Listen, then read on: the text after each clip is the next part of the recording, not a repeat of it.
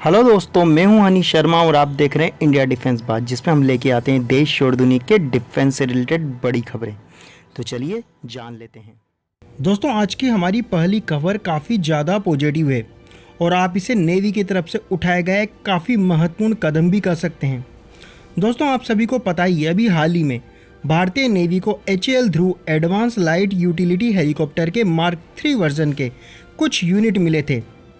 दोस्तों, इन यूनिट्स में से कुछ यूनिट्स पर भारतीय नौसेना ने मेडिकल इंटेंसिव केयर यूनिट या यूं कहे MICU के किट इंस्टॉल किए हैं, जो राहत और बचाव काम के दौरान किसी भी क्रिटिकल इंजर्ड पर्सन की जान बचाने में काफ़ी ज़्यादा महत्वपूर्ण साबित होंगे।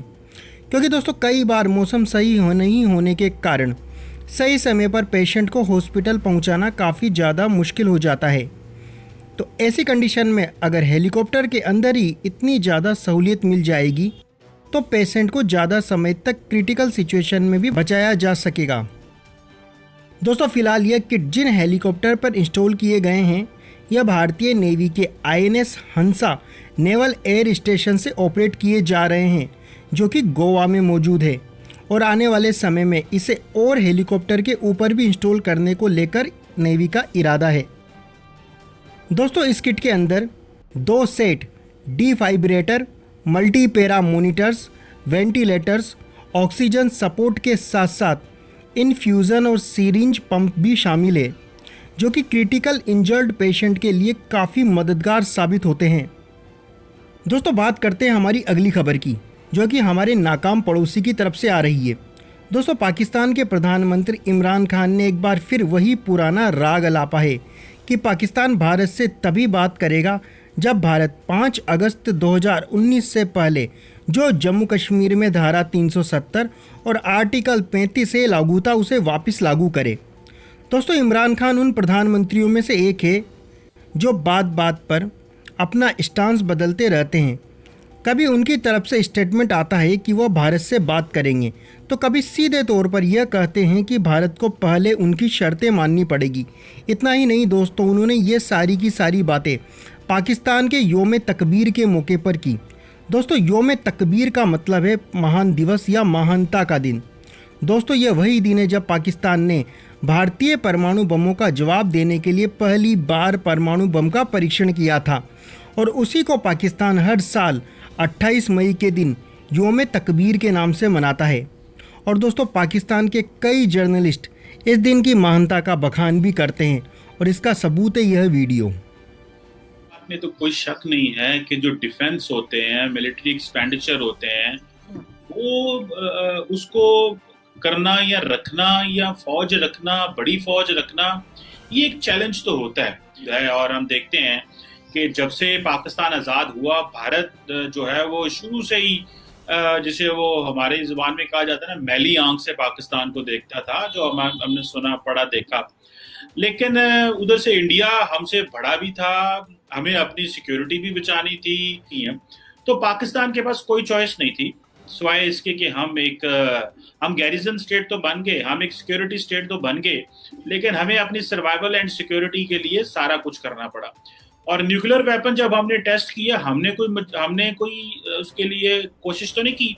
ये तो भारत था जिसने 1971 में जो है 74 में इसको टेस्ट किया, और कहा कि हम तो अमन के लिए टेस्ट कर रहे हैं, और फिर 98 में फिर धमाके कर दिए। यही बीजेपी की सरकार थी, तो हमें तो मजबूरन करना पड़ा। हम ये तो नहीं कह रहे कि हमने, देखें आप न्यूक्लियर वेपन्स जो हैं वो उसकी बड़ी सारी वजूहात होती हैं। क्या आपने कोई प्रेस्टीज के लिए रखे हैं, कोई हमने उसको किसी को दिखाना है, या सिक्योरिटी के लिए रखे हुए हैं?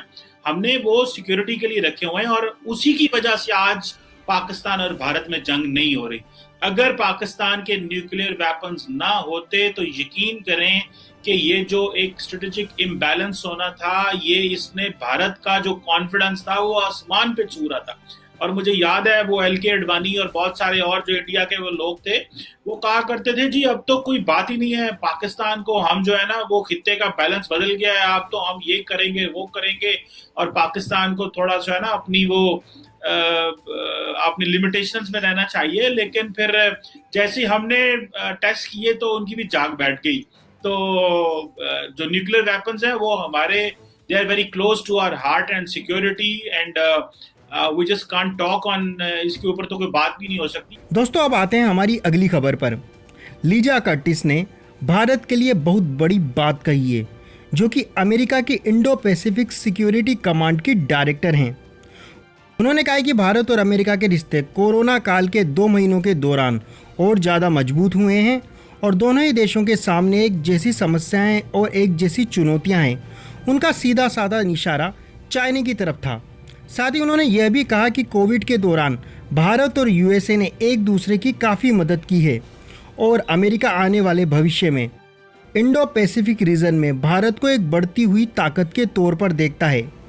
दोस्तों इतना ही नहीं, उन्होंने जोर देते हुए कहा कि दुनिया में अगर किसी को आगे बढ़ना है तो उसे डेमोक्रेटिक तरीके से बढ़ना पड़ेगा और भारत इस समय दुनिया की सबसे बड़ी डेमोक्रेसी है, इसलिए अमेरिका उसकी मदद करता रहेगा।